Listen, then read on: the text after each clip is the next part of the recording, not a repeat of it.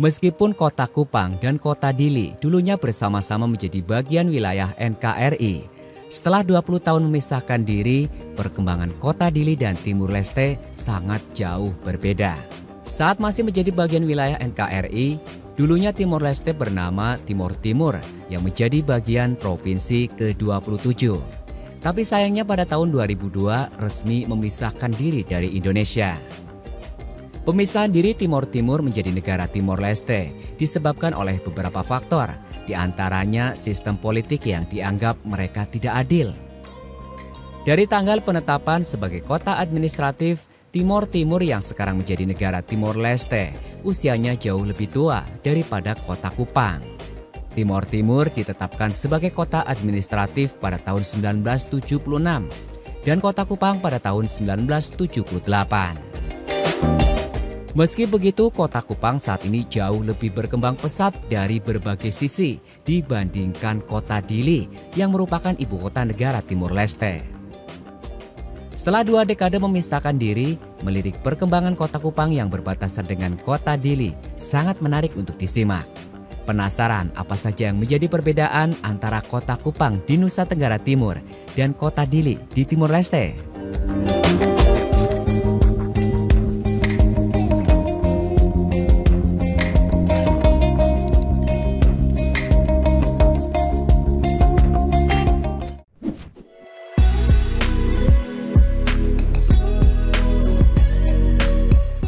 Dari segi pendidikan, Kupang memiliki infrastruktur pendidikan yang lebih baik dibandingkan Dili. Kota ini memiliki 6 perguruan tinggi yang terdiri dari universitas negeri dan swasta, seperti Universitas Nusa Cendana sebagai perguruan tinggi negeri terbesar di NTT.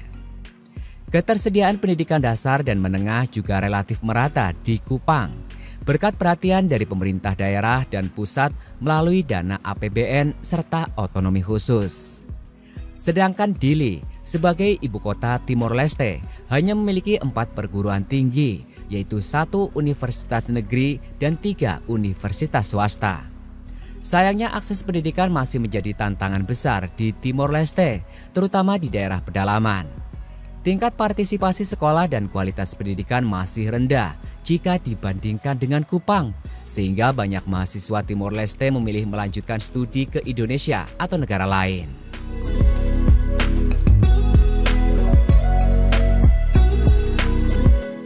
Dari segi fasilitas kesehatan, Kupang memiliki fasilitas kesehatan yang relatif lengkap dengan 5 rumah sakit pemerintah, 6 rumah sakit swasta, 10 puskesmas, dan 4 laboratorium kesehatan.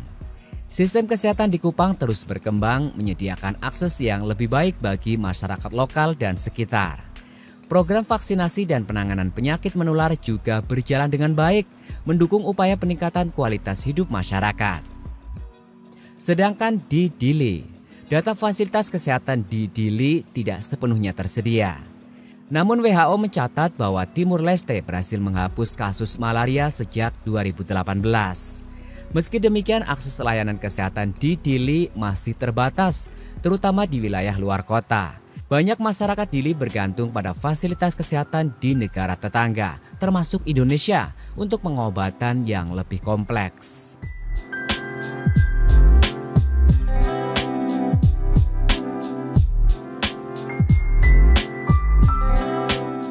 Ekonomi dan infrastruktur.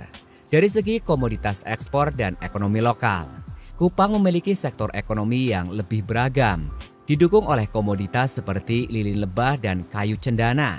Infrastruktur seperti Bandar Udara Internasional El Tari dan Pelabuhan Tenau memainkan peran penting dalam mendukung perdagangan lokal dan internasional. Pertumbuhan sektor jasa perdagangan dan pariwisata juga terus meningkat, menjadikan Kupang pusat ekonomi di NTT. Di sisi lain, Dili mengandalkan perkebunan kopi sebagai komoditas utama. Ekonomi Timor Leste termasuk Dili masih sangat bergantung pada hasil minyak dan gas lepas pantai yang memberikan kontribusi signifikan terhadap pendapatan negara.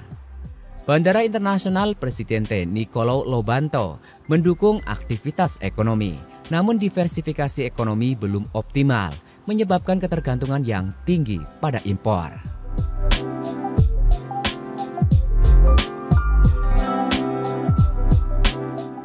Dari segi infrastruktur kota, penataan kota Kupang semakin baik dalam beberapa tahun terakhir. Proyek pemugaran kawasan kota lama, pembangunan pusat kuliner untuk pedagang lokal, dan perbaikan jalan menjadi bukti perkembangan infrastrukturnya. Kupang terus tumbuh menjadi kota yang lebih modern dengan fasilitas umum yang mendukung kenyamanan masyarakat. Sedangkan Dili, sebagai ibu kota negara, Dili masih menghadapi tantangan dalam pengembangan infrastruktur. Kota ini belum memiliki gedung-gedung tinggi atau pusat bisnis modern seperti yang ditemukan di Kupang. Infrastruktur dasar seperti jalan dan jaringan listrik masih perlu ditingkatkan untuk mendukung aktivitas ekonomi dan sosial masyarakatnya.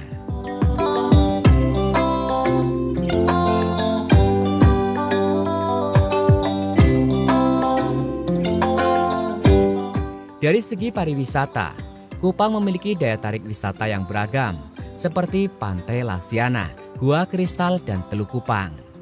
Pemerintah daerah aktif mengembangkan sektor pariwisata dengan mempromosikan destinasi ini ke tingkat nasional dan internasional. Wisata kuliner di Kupang juga semakin berkembang dengan adanya pusat kuliner yang dikhususkan untuk pedagang lokal. Di sisi lain, Dili menawarkan keindahan seperti Pantai Area Branca dan patung ikonik Cristo Rei. Namun pariwisata di Dili belum dikelola secara maksimal, mengingat keterbatasan fasilitas dan promosi yang kurang gencar. Meski demikian, Dili tetap memiliki potensi besar untuk menarik wisatawan asing, terutama dari Australia dan Indonesia.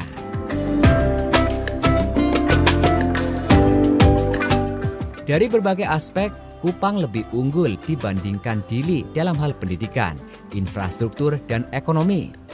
Sebagai bagian dari Indonesia, Kupang mendapatkan dukungan yang signifikan dari pemerintah pusat, termasuk alokasi dana otonomi khusus untuk wilayah perbatasan. Fasilitas yang lebih lengkap di bidang pendidikan dan kesehatan juga menjadi salah satu kelebihan Kupang. Di sisi lain, Dili masih dalam tahap perkembangan awal sebagai ibu kota negara muda. Tantangan dalam diversifikasi ekonomi, peningkatan akses pendidikan, dan pengembangan infrastruktur menjadi pekerjaan rumah besar bagi Timor Leste. Meski demikian, potensi yang dimiliki Dili tidak bisa diabaikan, terutama jika sumber daya alamnya dikelola dengan baik dan sektor pariwisata mendapat perhatian lebih.